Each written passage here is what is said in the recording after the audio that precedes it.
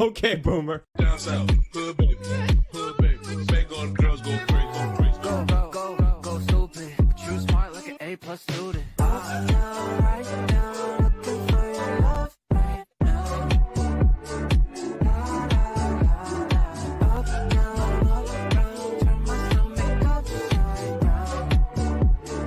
La, la, la. I found your hair tie in my car. I could only. Howdy, boys. Hello there. How's everybody doing tonight? Yo. Oh, is that me echoing? I think it is. Oh, I don't know. Crapola. I was yelling at you, so I apologize. I'm sorry. I mean, it might have come through a little too loud. Oh, okay, it's gone. Oh, good. Okay, good. Good. Got it figured out. Good. Minimal boomerang.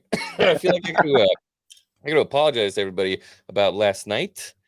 Boba Fett was late. Took a little nappy poo, and maybe might have slept through an alarm a little bit. Just a little bit. Luckily, I got good friends like Obsession to call my phone and go, "What are you doing? Wake up! Hey, wake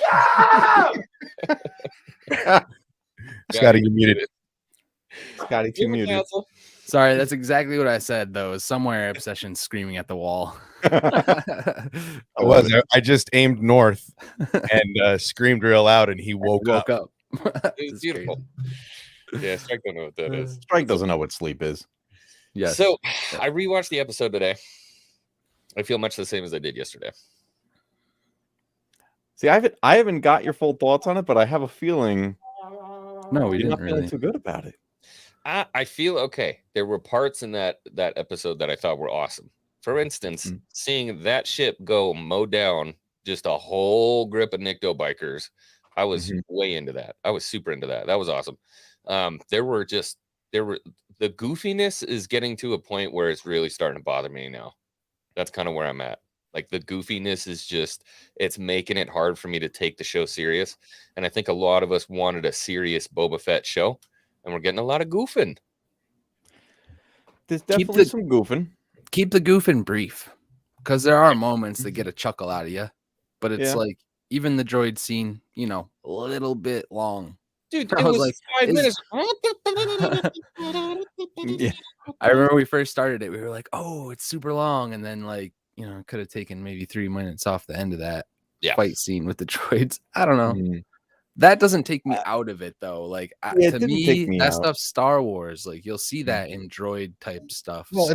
and that's an old ass droid, right? Like that's a Clone War era droid. So there's a lot more personality. There's a lot more programming in those older droids, and the fact that he says, "Do you know who I am?" And then I kept finding it funny that he kept, "I am Bat." It had like that "I am Batman" moment. Hockey pads. I am Boba Fett. But he's got this little droid who's already scared. If it could poop little droid pellets, it would, right? And he's got him on the wall, and he's like, I am Boba Fett. And as soon as he says that, he's like, "Nope." And he opens his little hatch, and he's like, Yeah, he just bails out. He's done. Yeah. Peace. I mean, that's what happens. Think about it. Even Batman come up there. He's like, "I'm Batman." And it's just like you crap your pants and you look for an off switch. But how good was it I to would just see be like, "Duh." Well, how good was it to see our old droid friend that was in charge of the droids in the barge and in Jabba's palace, and he's obviously got the cooking droid from Attack of the Clones. droid, but more so like he got demoted to cooking because things have changed so much in the Bib era, right? He got demoted to basically being a cook. What I found the best part of that entire scene, I don't know if you guys caught it, but the droid takes a scoop of the food and tastes it when we first see him, and it's like, Did I would see that. oh, bro, it was hilarious. You have to pull it up here. I'll pull it up. It's worth it. That's great. I almost fell out of my seat. I was laughing, and for that reason, have some fun with the droids. I'm okay with a little scene of this here or there. Might it have gone a little long? Yes, but I'm not opposed to this kind of fun because it is fun. Yeah. And I didn't look this up, but did Mark Hamill reprise that droid again? Because he voiced him in the cantina in Mandalorian. No, that was actually Matt. Oh God, who plays Bib Fortuna? Matt. That guy. Yeah. Yeah, he did toys for him. And it sounded like, from what I was reading, that might have been some new film too. When he went and pulled him off the chair again, it looked like he might have reshot something. Oh, reshot. Okay. Yeah, and also, yeah, that was a different droid as well. Well, yeah, but the same model, with that same voice style, the flat mouth, the. Okay. Droid has taste senses. Apparently, dude, it cracks me up. Right? I was laughing here. So here's this. We got it. Let me see if I can just do this. It'll be better. Yeah, it's worth it. Okay, so here's this. Yes, Matthew Wood. Yeah. Thank you, the Stanleys. What up, man? Mike. Okay. You got it? Yeah. It's the screen share. So if you look right back here, right? Yep. I don't know. You probably got to look close, or I'll give you even the timestamp. It's 18:05. You can start it if you really want to get your own view on it. But watch him. He picks up the spoon and tastes it. Oh, 100%. He did. That was totally a thing. See, I like the goofiness. Like, look, we grew up with C-3PO, and then later we got Jar Jar, and we got there's some. Where's all going? I mean, I don't mind the goofiness. I'll say this about the episode, because I'm not on the fence at all. I came out of that episode amped up. I have been pumped all day. The second that episode ended, I was like, Star Wars is back. I'm feeling it. This is it. This is what I want. You hit our group chat like a freight train. You're like, dude, I was so excited. I was out of my chair watching it. I'm like pacing back and forth, like, whoa. I don't think Leia has any interest in being a daimyo. Oh, you muted, Hawk. I think Leia's too busy ruling the. I don't know why I keep doing that. This show's schizophrenic. It's being pulled on a chain and being smashed into different cars. There's a lot of good, but a lot of bad. So that's a little bit where my brain is at. I don't want to discount the good stuff that's going on, because there is good stuff that's going on. There's a bunch of cool stuff that's going on, and I'm not down on the show. I'm enjoying the show for sure. Mm-hmm. I just feel like the bad stuff that's in there is taking so much. It's taking the piss out of it for me. You know what I mean? It's just I think that's the first 3 episodes were kind of the all over the place a bit, like finding its tone. But I'll tell you, man, I think this 4th episode, it found its tone. It was like, here's where we're gonna be. This is gonna be our comfort zone going forward. Well, and we were talking about this last night, is that I feel like they should, if you announced 6 episodes, cool. You needed to add some stuff to pay fan service or do whatever you have to do. Make 3 and 4 one long ass episode. Right. Give us one long ass episode in the middle with all of that stuff. And then it explains itself in one episode. Right. And I still think that the Skittles gang is going to be the first meat on the chopping block come an engagement with the Pikes, right? Like, he's still building his forces. I've been saying this a couple of times. You constantly level up when you become more powerful. And now he's got 2 nasty assassins on his side, and the Skittles gang is out roaming the streets for information, right? They're not the muscle. They're being used as pawns right now. And when it comes time to push and shove, they're the first meat that gets sacrificed. There's no way to kill those guys, dude. Yeah, absolutely, absolutely. No, there's no need for them once Boba levels up. Once he's got some Mandalorian help, or once he's got some professional dollared help, these guys can go away, and nobody's and the fan service is like, hooray, hooray! I smell a bet on that. Ooh, I mean, dude, you know me. We got another 6 months for Kenobi. I'm not gonna give you the odds on Kenobi, but I will give you a 2-1. You name your number. Call it 20. Yo, I might have a bet for you. You're balling now. You're a YouTube. You're monetized, so name your number, baller. $20. Somebody drop a $20 super chat. Go ahead, Hockey. I just keep feeling like Din Djarin's going to be a big part of this, and that Mandalore is going to be rebirthed somehow. And Mm. so I wouldn't put it past Disney that because everybody loves Ming-Na Wen so much, Boba could essentially, for the time being, pass the responsibility to Fennec and go with Din to fight in the Mandalorian War or Well, whatever it's called. That's absolutely So going to happen. I I just don't feel know like if he's going that's to a lot long of term. ambition for a show like Boba Fett, bro. Well, That's- I know, no, not in this show, but like long term for Boba Fett, I don't think Crime Lord is in the cards. Actually, So the I show's think it's going to be Mandalore, and he's going to find his true calling eventually, and it's not being a crime lord. It's being part of a tribe, which he keeps saying, and his tribe is Mandalorian, in my opinion. Well, and So- that's just it. That's kind of the line I've been taking since we first saw Boba come back in Mando and meet Din Djarin and have interactions with, and this is the part I like, is that so much time has passed since the Mandalorian War and since Mandalore lost its way and the Empire scattered their people. Now no one cares about the feuds of old as much as they used to, right? It's the Death Watch Mandalore war is no longer matters. So these two actually coming together and teaming up gives every Mandalorian across the galaxy a flag to fly under, right? And with Boba Fett's or Bo-Katan's help, you're going to see all of the banners of Mandalore unite, and that is what's going to be the big cinematic reveal. So all of these pieces, although sometimes it's hard to build the base of a story, they had to start new because they didn't want to use the stories that have already been told about Boba Fett in legends or comics. They wanted new. I know nobody likes those stories. That's the craziest part. You know what I mean? It's not. So, all right, I don't think it's go ahead.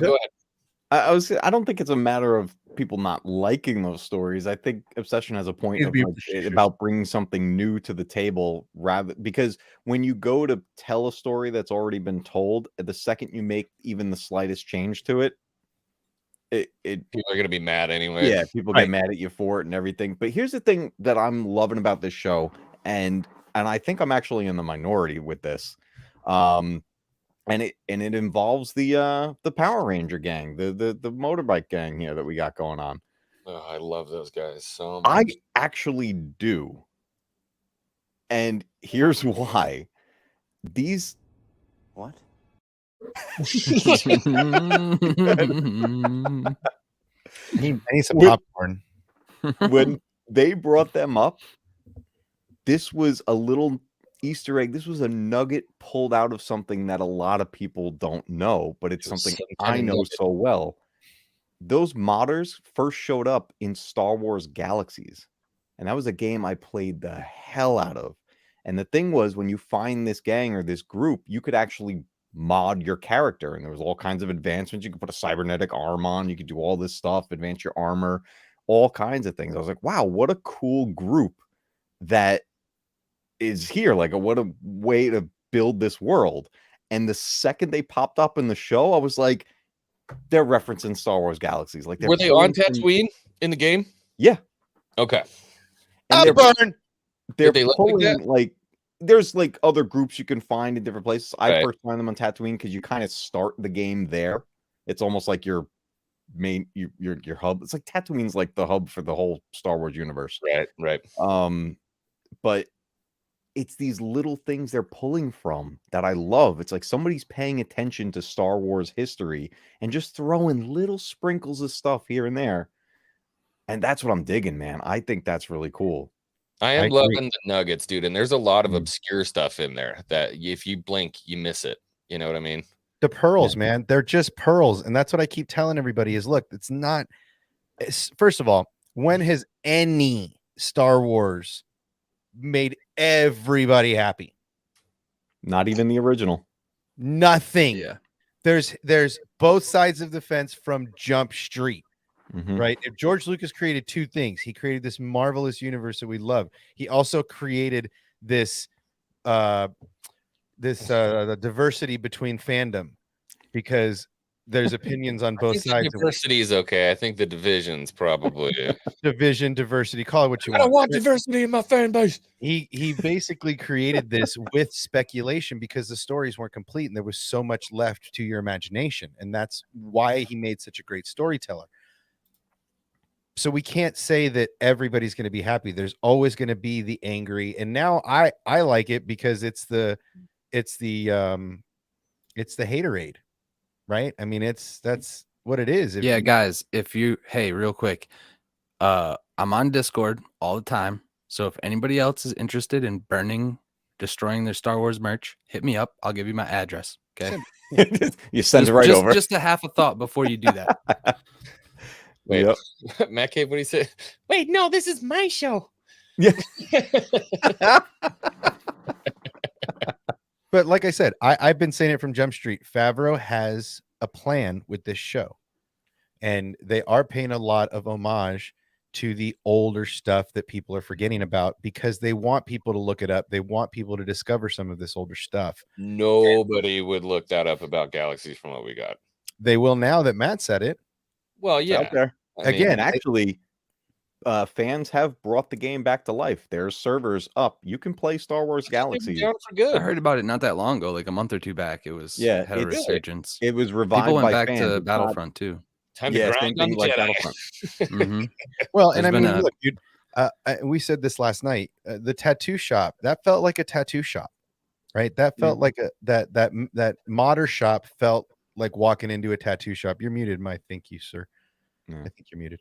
I thought so. No, I was just saying.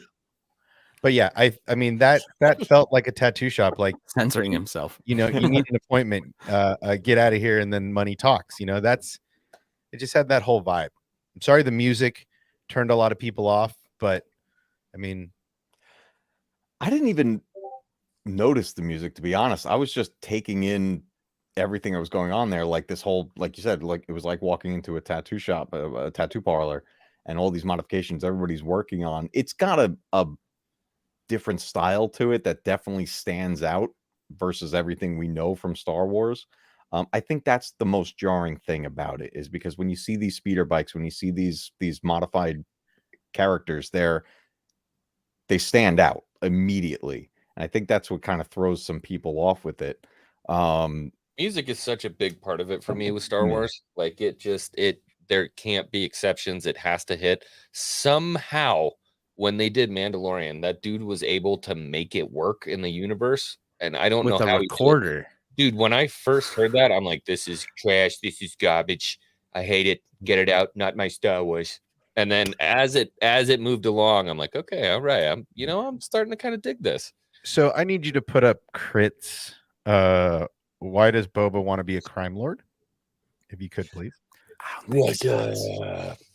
So for me, this is Boba Fett. Which one? He's been rocking quite a few. It's why does Boba want to be a crime lord? There we go.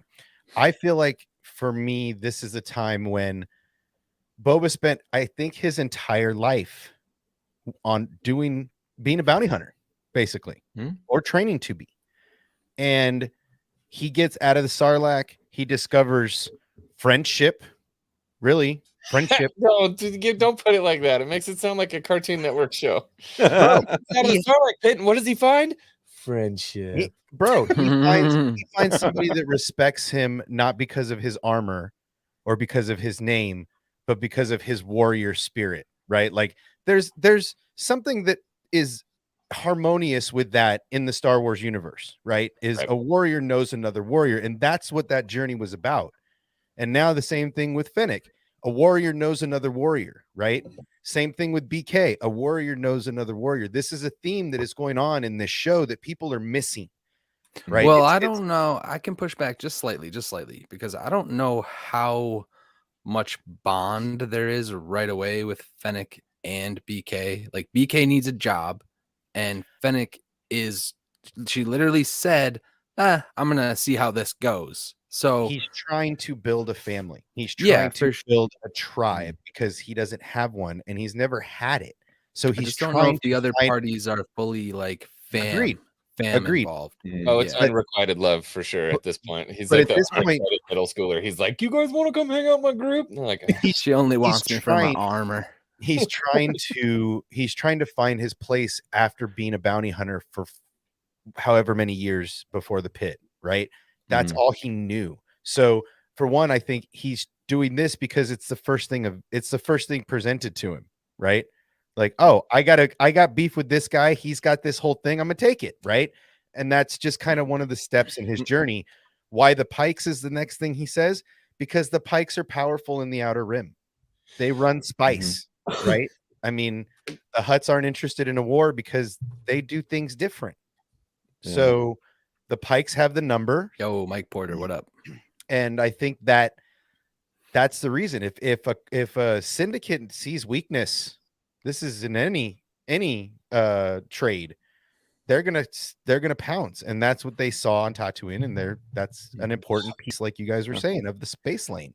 all right. And Oh, sorry, go ahead, Matt. Oh, go ahead, man. No, because this is a conversation shift. So if you got Oh. something to say, go for it. To Crit's question, and this is a question everybody's had with this show, which has finally been explained in this episode. The big question: why does Boba want to be a crime lord? Right? He goes into that explanation in this episode, and he's talking with Fennec, and there's another great moment in this same conversation with Fennec that the two of them have. But he explains that he's done with that life of being sent out on ridiculous missions that no one has thought out, and most people would have just been killed trying to do something that he felt was really stupid. He's like, I'm smarter. He's like, we're smarter than the people we have worked for. Why do we have to keep being the workers? Let's run the business. Let's do this smart and do it safe. Do it the way we're going to make the most money and be the strongest that we've ever been. Now, Fennec makes an interesting point here, which I actually laughed when it happened, because this was one of the big complaints everybody had with the show. She's like, you make yourself weak. You make yourself look weak. And he's just like, no, this has made me stronger. Boba is thinking very critically about everything now. He's creating strategy. He's becoming the brains behind the operation rather than being the muscle. He's like, I'm going to hire the muscle now and tell them what to do and get things done right. And then when we get back to current time, they make a big point of saying flat out, you are fully healed. Right. He's back. Boba is back. And so and that was cool. Good segue into the question that I'm going to ask, because the chat's dumping it into there. A lot of people are saying Beta Fett. I don't buy into that. I don't think he's a beta, but he definitely seems like he's softer and or different. He's acting a lot differently than the Boba Fett that we saw in Mandalorian. I believe that 100%. Now, hold on, no tirades yet. We gotta talk. I know he's chomping at the bit. He's like, "You're wrong." I feel like it has been a staple of the show that Boba will get into a situation, and it is not Boba Fett that gets himself out of the situation. He is saved by people constantly. It's not him doing the work. And like you said, Matt Cave, yeah, you got to hire other people to do the work. I get that. But we want to see Boba Fett struggle, right? We're okay with the struggle, but we want to see him get himself out of it. He's got to have some growth, some resolution in these conflicts. And it's been basically, he's been bailed out by name a character at this point, and they're the ones that have handled it. Well, I mean, back up a bit. I mean, he gets, we find out that the reasons he's so weak is he goes into a Sarlacc pit with no armor and no nothing. For how long, we don't know, but he comes back and he's a mess, right? So for one, stepping into stomach acid to look for your armor can't be good for the body, the lungs, the whole kit and caboodle. I think they find his armor and he just has an adrenaline rush of being back in his armor, and he's just in full. He jumps on the back of a monster, burnt and dead, with a chain with 6 arms that's 9 feet tall, and chokes it to death. Right. You can't be weak and accomplish that. So it's contradictory. No. This was after he got out of the pit with his armor on. Then he goes and deals with the Tuskens, and then after that, when he goes back with Finnick, he's got no armor when he goes in that pit. That's after the fact. That's after all the Tuskens. I'm talking about when he's with the Tuskens and he chain chokes. His armor protected him quite a bit. I mean, you got to remember, he wasn't wearing his armor when he fought the monster. Oh no, he went in the. Yeah, I know which scene you're talking about. I think this was a lot of adrenaline and just like a last ditch effort it was survival right there. It was do this or die. You know, as opposed to what other situation when he wasn't having his life threatened. Again, he goes in the back. He goes in the back to tank on a regular basis because he is weak. There is something wrong. Whether it is something internal that they'll explain later, whether it is whatever it is, he's spending a lot of time in a back to tank to the point where they make a point to say your body is healed, and that's the point where we start to see him say, "Cool, give me my armor. It's time for me to go in public." Right? Mm-hmm. He's not afraid to go in public at this point because he's not weak. He's not hindered by his body. Now he can get in his armor and go out and be 100%. Right? And I think at that point he becomes the alpha. Don't do it. I think we're going to see him be brutal. Don't disrespect it. Does he become the alpha? You're gonna. I mean, he's always been the alpha. You can play it. Does he become? You know, you're talking.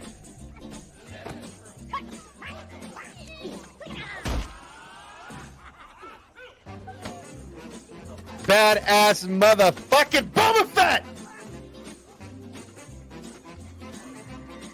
He's the goddamn alpha.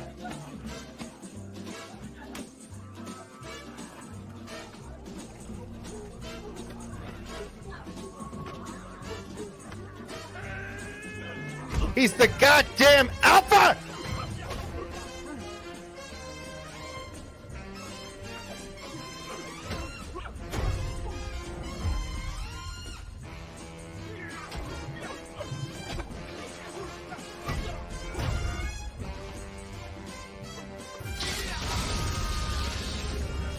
Badass motherfucking Boba Fett!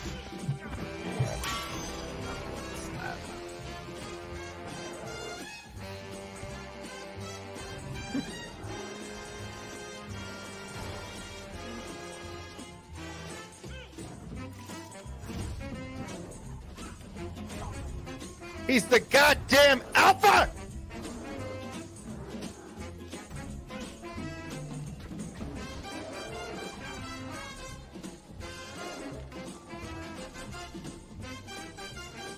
He's the goddamn alpha!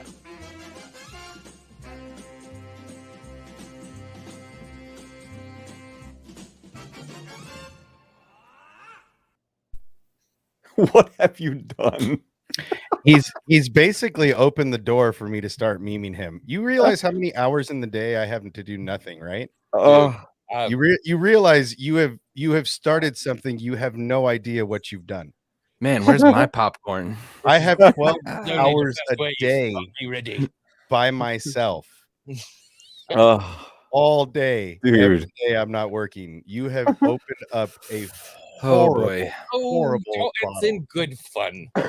Oh, I feel so now bad. Ladies, now be nice. So that was good. Good points though. Good point. Good point. Here's what I'll say, and I'll be the first to say I was wrong if it doesn't pan out this way. We're back to full strength Boba at this point. In the next episodes for the rest of the season, we're going to get some brutality from him. We're going to get some crazy moments, because I know a lot of people's complaints here is that there's a lot of talk going on.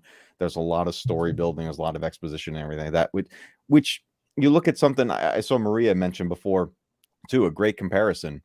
Because I looked at the show being somewhat like The Godfather, right? A mafia style deal. What does The Godfather do on his own? Not a lot. Sends everybody else out. Go get everybody else to go do this stuff. You know, build this reputation. Make sure that that's strong, and do what you need to do here. Now, whether or not Boba continues in the crime lord scenario, who knows? That might change. But I think he could be successful with it. But if anyone crosses him now, we're going to get those like there's moments we haven't seen yet in those trailers where he's got that like crazy battle crazed look and he's smashing somebody. Well, that's what happens. I mean, that's what happened to the Nikto gang. He brought the hammer down hard. So hopefully in the future, hopefully that does continue to happen. Yeah. Yeah. I mean, I mean, I'm sorry if you want to call him a beta, you go right ahead, but mowing down some people that don't even see it coming, and not just one or two, and then saving the cherry on top, right? Like he gunned down all the minions at the back with his guns, and then he's like, "Oh, and for you, click, click, click, boop," and there's a special missile for the leaders, right? Like, that's the Boba Fett you guys want, right? But getting there is not, I mean, evolution of a character stop it. Stop. Didn't stop Fennec trying say to evolve my characters. You stop it right now, Jon Favreau. You make him say nothing. Everything he says is with a blaster. We know dialogue for Tem. Save that for Rex and Cody and Ahsoka and Obi-Wan. And let's just like mute him. That's it. Put a muzzle on him. Didn't Fennec say that it couldn't have been the Nikto gang because it was too clean? Yes, she knows it's the Pikes. She knows who it is. So, yeah, obviously, that like killed the Tuskens. Yeah. I didn't catch that. Yeah, she said that it couldn't have been them because it was too clean, something like that. No, she said that didn't kill them. They didn't kill them. There's no right, but Boba thought they did, so that's he took all. Unlikely. Well, he said they wait, smoked them anyways. Is what I'm saying. That is unlikely, is what she said. She's like, that's not likely, right? So she knows, right? And that's the thing. The Pikes have been moving in. This isn't. The Pikes aren't just setting up shop here. They've been running around because Bib didn't have control of the planet, and they've been running around in the background in these back alley, killing Tuskens and hiring bandits to protect their roots. But they've been there for a long time, and so now they've been there for we don't know how long. They're coming in to protect their investment. This is not why the Pikes, because they've been running drugs there for 5 years. That's why, because drugs make money. I don't know if you kids knew that. But no, I don't know anything about that. What are you talking about? Rizman actually brings up a good point because there's stormtrooper helmets already on Tatooine. So who knows? Like maybe the Pikes are in league with the Empire on Tatooine because the Pikes do have some semblance of control, or they're using them to ship their own goods now that the Empire is gone. Look, or they're in league with what's his name already? Yeah. Where were they the last episode? I think that's where people start to say like some of the storylines are a little disjointed because it seems like some of the plot threads end in the middle of a series, and then other times we'll go a whole episode and not see anything about a certain plot line. Like where were the Pikes in the whole last episode? We didn't really get to see anything about that. Yeah, but the Pikes they mentioned them. The Pikes are setting up shop. That's why he went to get BK. The Pikes are setting up shop. They're there. Everybody knows they're there. That's why they brought the table together. That's why he sat down Don Corleone style and said, look, oh, well, you guys don't think I have any power? Oh, hey, buddy, are you hungry? Who's a hungry boy? Right? And there's a Rancor down there. He's like, listen, you can fight against me and I can feed you my Rancor right now. Or you can just be neutral and let me handle this myself. Ooh, I like that. Yeah, that's what I'm saying. This could be bigger than what we were all thinking. Right. It could very well be. And this has been going on for a while. Bib Fortuna allowed this to happen under his watch. That's also part of it. The Hutts are not stepping away because they're being generous, right? The Hutts do not give up space.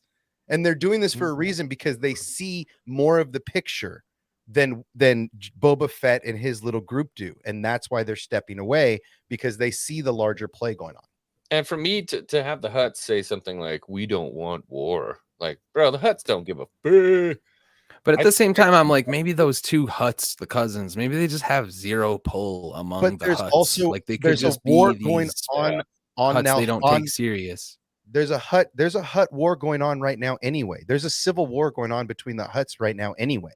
They have bigger problems in their own ranks. So no, they don't want open war because they'd get creamed, right? They don't want open war. The Hutts like to rule from the shadows. They didn't go back. And they're making money too. They said that. Yeah, they're not bad for business. The Empire. So. They're not going toe to toe with the First Order. They're not a warmongering. They lead through fear. right? If I get my hands on you, I'm a higher bounty hunter. I got lots of money. I don't have to do the work. The Hutts don't lift a flipper, right? They literally hire it out. So forget it, man. That's the way it's done in the underworld. Yeah. I mean, I think don't we're gonna put get- any. Go ahead. Go ahead, Lockman. I was gonna say I don't put any definites on anything. Like Boba Fett could be trying to build his own guild in some form or fashion because bounty hunters are the only people he knows. So let's say he does this, and we get all these cameos, and all these people have built up, and now they're all with Boba. He's paying them this and that, but he's ultimately the decision maker. This could lead to like War of the Bounty Hunters and all of them being that pissed that now he has ruined their lives, he's ruined their reputations, and that could be like future seasons. Who knows? I'm pleased with the angle. I'm hyped for like the Mando stuff now that we're getting out of these flashbacks and things. I feel like once he's connecting with the current timeline, I feel like that's when it's going to kick off. That's why everyone's hyping up these last couple episodes. We heard the music, and then we've also heard rumors that he might meet Grief Karga. And this is something that Risman and I was talking about earlier. If you get Grief, you might be able to get those other bounty hunters that are still out contracting, that are still out working. Maybe Bosk is still out there. Maybe Dengar is still out there. Maybe, you don't know who you can run into. Dude, maybe we see more backstory on why every single bounty hunter has a fob key for Grogu. But it's because Grief tells Boba. And like Din still doesn't have to know this. But now Boba knows why he's so important. Yeah. There's definitely Imperial Remnant out there, which they could totally have a hand in this. Like who I don't know the character's name. The old man that gave Din the job, or that he did the job that Din did the job for. Oh, the Watermonger. Yeah. Or wait, was he killed? I don't remember if he was killed. You're talking about the old German guy? Yeah. Yeah. Why can't I survive? Werner Herzog. He was blasted. No, that was he got shot by his own dude. Yeah. Okay. Yeah, he came in and smoked him off through the window. Trapped in the bar and just opened up. TIE fighter. Yep. God, that was sick. God, I miss that Star Wars. What a mongrel. But if they had, think about what was remaining, even the group being led by Moff Gideon. Who else out there like that is running a remnant cell of the Empire? This is well before First Order. First Order is not even a thought right now. The Empire is fresh off of, maybe we know it's somebody's thought. Somehow. There's a bunch, dude. There's a bunch of rogue moffs off basically becoming remnant warlords that are trying to gain power. Yes. Introduce another one. Yeah. So and like you guys said, this could lead us to another Thrawn hint, right? Just like we got in Mando with Ahsoka and the 7th Fleet. Did I get that right, Loco? No. Did I get that right or wrong? Thrawn's fleet. The chat will tell you. Anyway, we get that hint at Thrawn. Maybe we'll get something here with the Pikes. I just thinking the Pikes weren't already there and asking why they're getting their hands in is, Boba said it best. Power loves a vacuum, right? If there's space to fill and there's a vacuum, and obviously Jabba dying created this huge vacuum.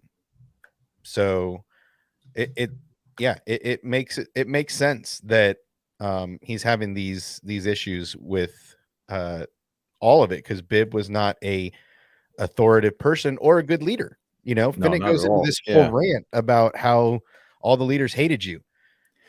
Things ran smoothly under Jabba. Things were under control, and it was a very well-known fact that if you're going to travel through these space lanes, you need Jabba's permission. Yeah. Everybody knew it. Bib comes into here, turns it into a mess.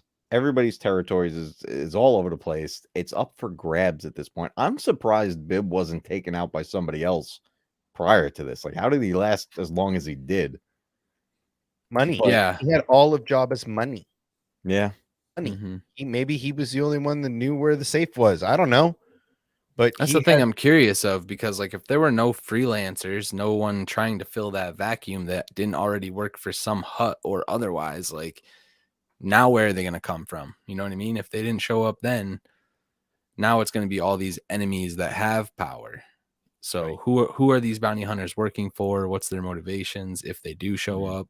I feel like that's why Bosk even more can show up now, because his kind owns the center of the city. This black Wookiee is now becoming a threat to his kind. Clearly the dude just got up for zero reason other than the feud, other than the rivalry. So yeah, I mean, anything's possible. I don't think people should be disappointed if it leads to Mando, because ultimately, like, all roads the future, in the future for Boba Fett, like, he's right there alongside Boba Fett. Along Din Djarin. We don't know where Boba ends up after the Mandalorian show ends. So maybe his show goes into the future of that, and that's when Mando comes to ask for help. Yeah. And I like the ideas of Thrawn being involved with this already, because we don't know where he's at. He's probably weaseled his way out of wherever he was with Ezra. He's a smart guy. He probably worked his way out of there. He might have figured out how to even make a Purgle take him back somewhere. Who knows? He studies the art of the Purgles and was like, if I just tell the whale this, they'll take me back. Yeah. I'm so excited for Thrawn, man. And especially after just finishing this Ascendancy series where it ends, where the last 3 books started. I'm so hyped to see where this guy goes, and I'm so nervous. We're nervous, rightfully so. Like, we don't know what to expect. We know all, like, in our heart and in the back of our mind, the things that we want to see. Like, not to say that we have a checklist, but it's just kind of like there's certain beats that we want to hit, right? How we get there, that's the big question, and whether or not we get there. That's how we went into really everything from the sequel trilogy forward. It was, how do we get to these moments that we want? But what we forget to do is really put faith in the writers and the creators that are handling this now. Because at the end of the day, I know everybody goes and blames KK and all this stuff. It's like, but you got to understand, there's that's funny, dude. I didn't even realize you were wearing that. But there are passionate Star Wars fans writing these things. These are people that know the stuff, you know? So yeah, they might have one hand tied behind their back, but they still got that other free hand to get some of these wonderful little Easter eggs into this stuff and know that, you know, they're paying attention. And that's what I keep saying about this. Like, I appreciate everybody's opinion. Look, you're allowed to have your opinion about whatever you want. Say what you want to say, follow who you want to follow, do your thing. But there's a lot of hate in the universe, especially in the YouTube space. And there's a lot of negativity, and this Favreau failed, and Favreau's ruined, and Favreau sucks now. And, you know, all of this negative hate that is stirring out in the metaverse. You know, let's remember that these guys are playing a good game of chess here. And we all think that we know what they're doing and we have an idea, but these guys are playing 4D chess while we're playing checkers. So continue to think that you know more than them. And I was talking to some people today while slaying younglings in Fortnite. There's going to be a lot of humble pie being served up at the end of this. And I am a patient man.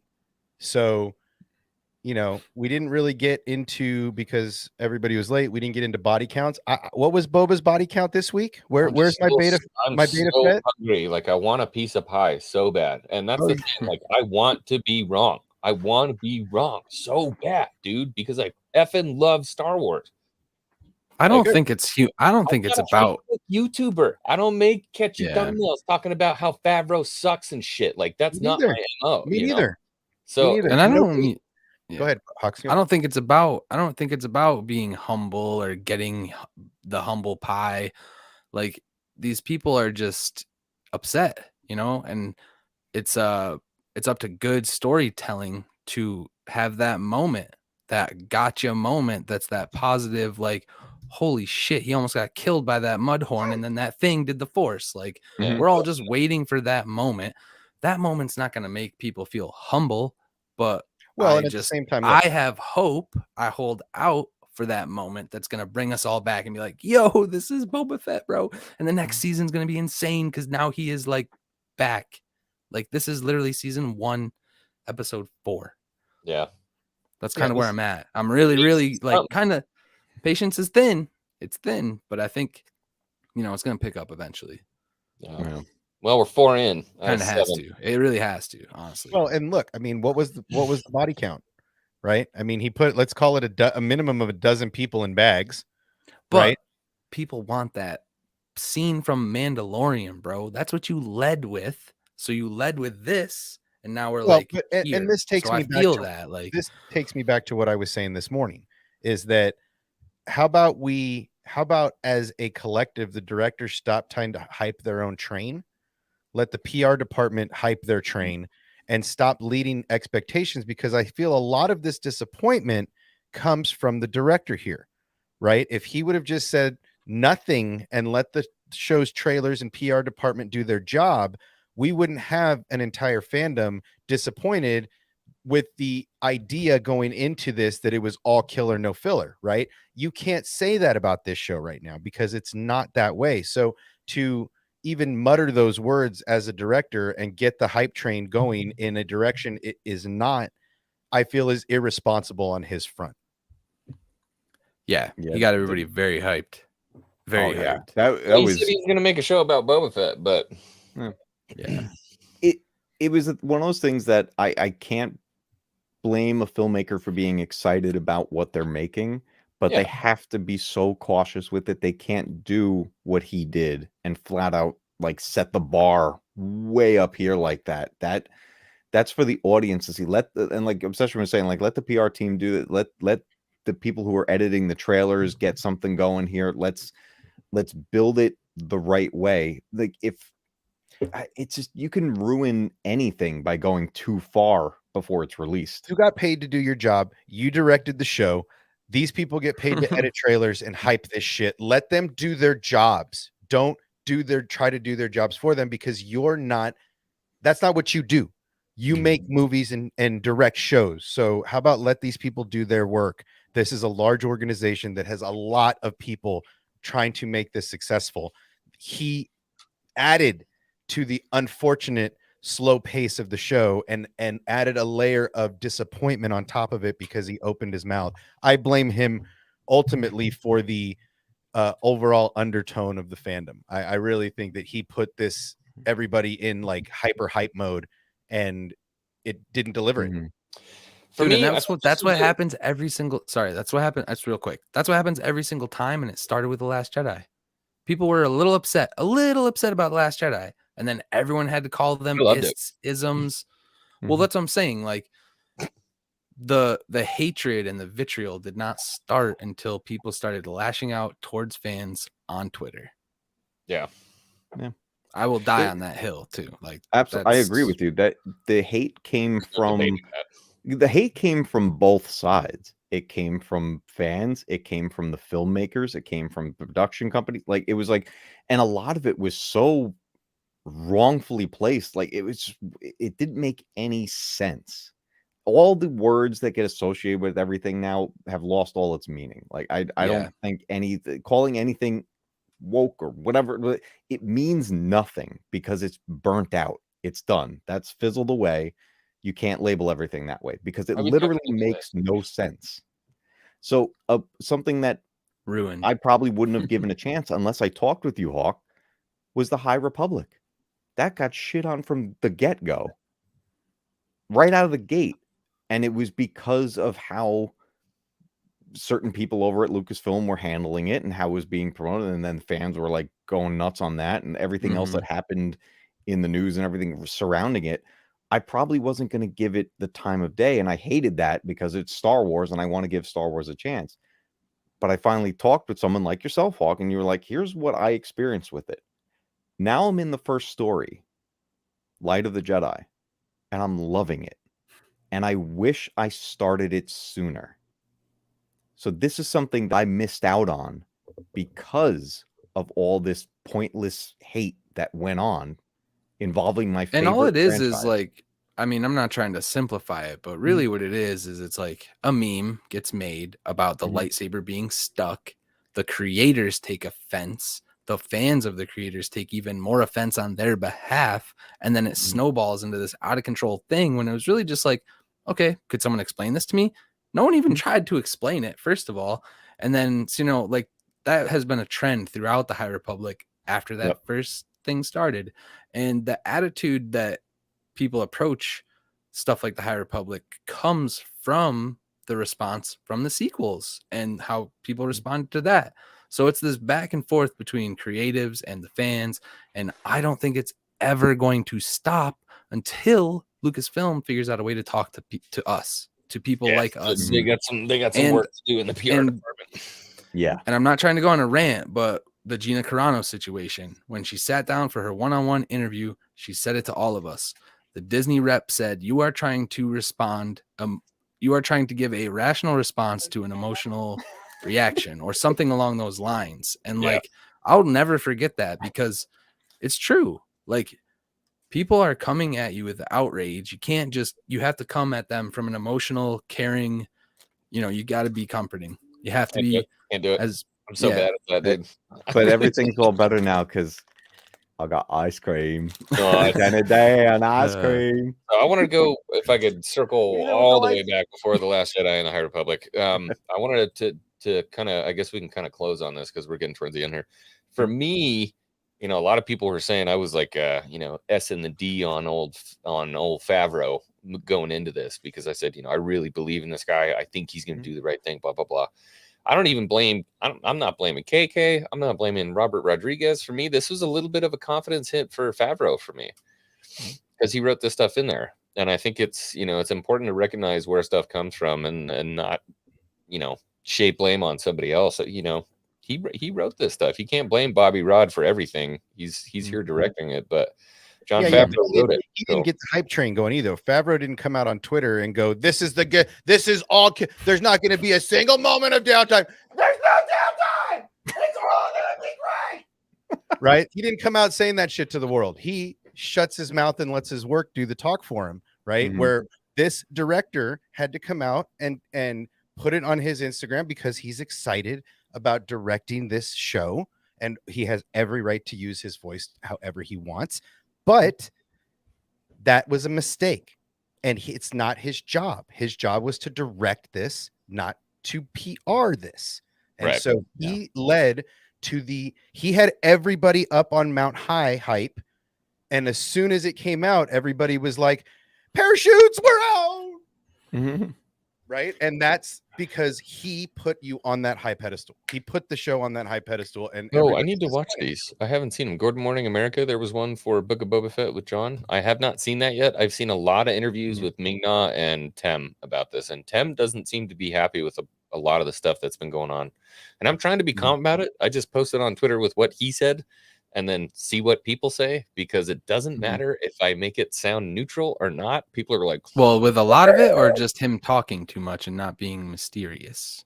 Or is he upset that he's not as physical? I put out the little video clip where Tem says, like, you know, hey, I didn't want to do this. I want to stay mysterious. I'm like, well, is it overused? How are you guys feeling about it? Nothing there. But then the one before that, what was the one before that? I'm sorry. You got one actor that wants to take his helmet off every 5 goddamn seconds and has a temper tantrum about that. The other guy wants now you have the other actor that's like, I'm taking my helmet off way too goddamn much. Stop, dude. Right? Oh my so God. Like, you're not just wrong. Shut the fuck up. You're not wrong. Stop talking about your helmet time. And your helmet's shinier. We get it. Tem was like, I don't want to say these lines, and Favreau was gone in Atlanta, and he goes, he's gone. I remember seeing that. Don't tell him about it. Call him in Atlanta. He gets a call the next morning from Atlanta. He's like, you're saying all the dialogue. Look, man. I understand. Not everybody's gonna be happy. There's always gonna be naysayers. It is what it is. And at this point, let's finish the last 4 episodes, and then let's start throwing stones at the glass house. Right? Like. I'm just saying there's a lot more. We're at the halfway mark. We don't know what the last episode could be, an hour and 10. We don't know. Right. So let's just let the man finish telling his story. Let's finish the song. Let's let it go. and let the conductor conduct his symphony, and then let's judge the complete body of work. Well, I plan to, but I'm not going to stop talking about it. No. I'm just this again. This isn't for nobody here, for nobody in the chat. I mean, maybe a couple in the chat. For all the naysayers and the negative Nancys out there, like holster your negativity, and let's see what happens. Yeah, I think we're all trying. I think we're all really trying hard. I don't think everybody is trying as hard as you think. I think there's a lot of people who throwing are their hate on everything. Yes, and I feel like there's too much of that, but I feel like that's also not an unhealthy thing. For sure. It's if you're doing it, yeah, exactly. If you're doing it over and over and over again about every single thing, or if it's just nitpicking, you know what I mean? There's opposing sides to that. It's up to the individual to like, I get wrapped up in it too with the negativity. Sometimes I just check out completely. So yeah, there's levels to it. Look, Yoda said it to us all in Empire Strikes Back. The dark side is quicker, easier, more seductive. That's why there's so much hate, because it's so easy to do it. It just lures you in. And if you're not strong enough to avoid that cloud of the dark side and be patient like a Jedi, you're not going to make it. What happens to every Sith? What happens to every dark side user? They fail due to their own impatience. Matt Bridget, come on! We gotta be Jedi. Jed! We need to be Jedi here. And I know it's tough. It's the harder path. Preach, sister, preach. It's the harder path. Shock me. That's right. I played the Yoda card. I love it, dude. I think that's what, it's true. And it's the same thing with YouTube, bro. You can grow quick if you just want to be a dick about stuff. Dude, again, if I want to get 10,000 followers tomorrow, I'll put a thing out that Favreau sucks after this awful debacle of Skittle bike gangs and feminizing Star Wars, and I'll have 10,000 clicks tomorrow with subscribers up my butt. Yeah, I don't want to live in that negative space. I'm sorry. If you're a clickmonger, go get you clicks, man. Get you. If that's how I feel about the hate. Look, we're doing this all wrong. I'm going to be a real celebrity, and I'm going to accidentally put a dick pic on Twitter.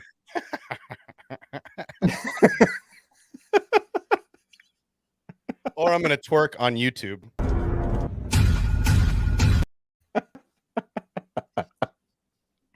I was drunk. Okay. Yeah. Excuses. I don't buy that. You could sell that stuff somewhere else. Nikki's probably buying that. She did. Say it with your chest. Buys it. Let's go play some games. Yeah, we're gonna do some boomer gaming. We're gonna call it at an hour tonight, just because not enough good stuff to talk about, right? Oh, stop it! I love episode 4. We're gonna do You're some a boomer cheap little man. Where are we going? Wait. We didn't talk about the seismic charge. Hold on a second. I was out of my chair celebrating that moment. And I know people were like, oh, what about the ship? The ship did that. It got sucked down into the gullet of that Sarlacc pit deep under the earth, the Tatooine.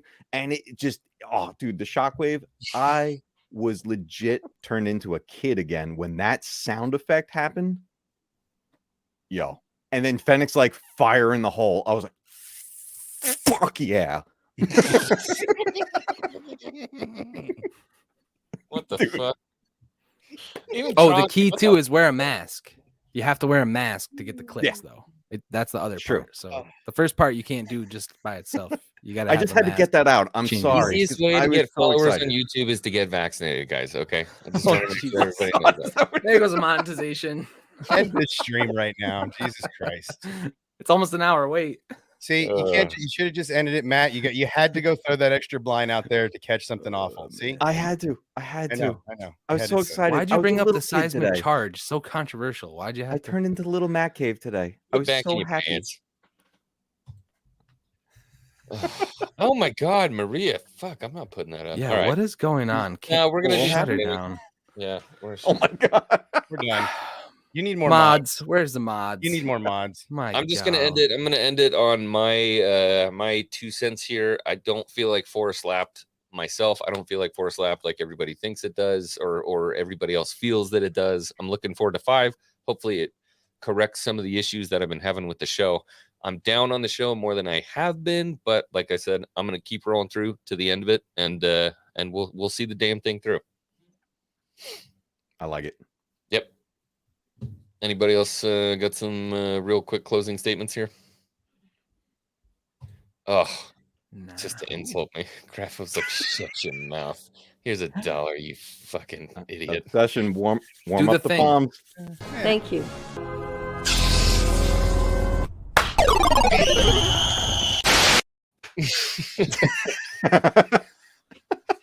All right, we're getting out of here. Where are we gaming at? Are we gaming on your channel, Obsession? Yeah, sure. All right, we're gonna go do some gaming Later. Why do I do this?